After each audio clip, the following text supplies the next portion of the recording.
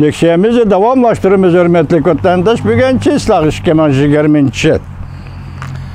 8. ayının 22. günü. Hepteki şembe, bayyak şembe deftimi keçiren hepteki şembe. Yukarı leksimizden devamını anlaşacağız vatandaş.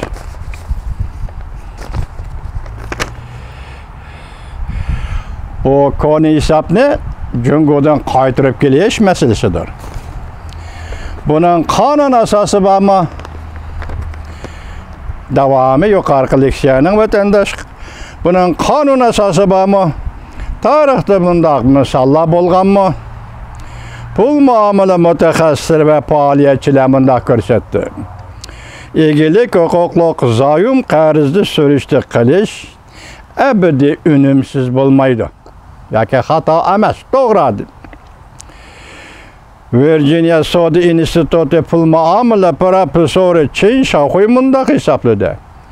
Neziriye cihetten eytqandı icra qılğıcı əməldarlarına salayeti, alaqadar tərəflərine siyasi ideologiyası, hükümetin şəklində özgürlük yüz verip durdu. Lekin qarz qaytırış məcburiyyəti ebedi mevcut bulup durdu. Mesela bir devlete rehber almıştı, ya ki hakimiyet almıştı, ya ki siyasi tüzüm almıştı, bu ikinci gap. Şu devletke, şu hükümetke varislik kılgan ikinci bir hükümet, avval hükümetten qazını çokum qaytırdı. Şunun için hükümet siyaset felsefesi şu vakitte qarzdar bulup kalgan hükümetten oxşamaslığı, arkalık zayın qarzda qaytırmaslığı urunaş muvaffak olmaydı. Mesela Saddam Hüseyin'dekin o qarz algan pulunu yeni hükümetten qaytırmayman deydigan haddi bulmaydı. 1987 yılı Cungo'nun şu vaxtki reisi Li Shenyan ve şu vaxtki Angliyanın veziri Thatcher hanımla kelişim imzalap 200 milyar 350 milyon pound sterlin pulunu Li Shenyan Angliyaga tapşırgan yoki qaytırgan edi. Şu çağda Thatcher, vezir Thatcher hanım Beijing hükümetinin zayım pulunu qaytırışını talep kılgan edi. Undaq bolmaydiken Cungo'nun Angliya kapital bazarıga kirişiga ruxsat yok degan. Amerikada zayım pulunu tutup turg'uchilar vahbi ve bu vahbini qurg'uchi Bianca mundaq hesapladı. Beijing Angliya bilen hesaplaşış, Amerika bilen hesaplaşmaydigan iş bolsa, Beijing Angliya bilen hesaplaşıp, Amerika bilen hesaplaşmaydigan iş bolsa, özünün mecburiyetini itiraf qilishga baravardir. Demek Angliya ile hesaplaştın, endi Amerika ile hesaplaşmışsan, demek üzerine mecburiyeti itiraf kıldın. Belki üzerine tallaş karakterlik, ilgilik, hukukluk devlet ornuğa koyganlıklar. Belki üzerine tallaş karakterlik, ilgilik, hukukluk devlet ornuğa koyganlıqıdır.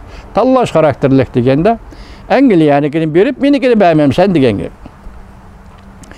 İlgilik hukukla qarzga boğulup kalgan devlet için eytqanda bek osal oranga düşüp kalganlıqdır. Küzetkiçiler mundaq deyişdi. Küzetkiçiler mundaq deyişdi. Beijing uzundan beri Amerika'nın bir Cungo siyaseti yürgüzüşünü talep kılıp çıngtırıp geldi. Xalqara qanunlarga asaslanğanda devletke varis kılgan hükümet, avvalki hükümetten qarzga mas'ul bo'lishi lazım.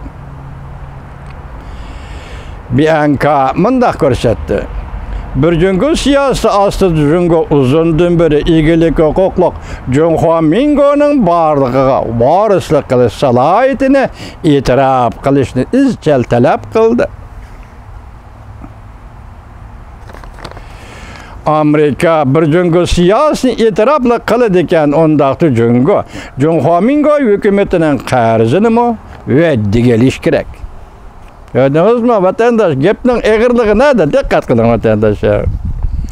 Çünkü Amerika növbette fakat bir Cungo'nu itiraf kılıdı deydi Bianca.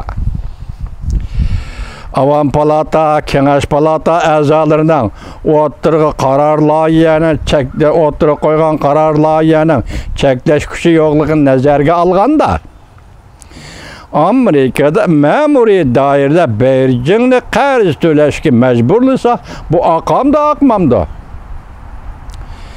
Bianca bu to'g'rida Amerika vaziri mundaq dedi.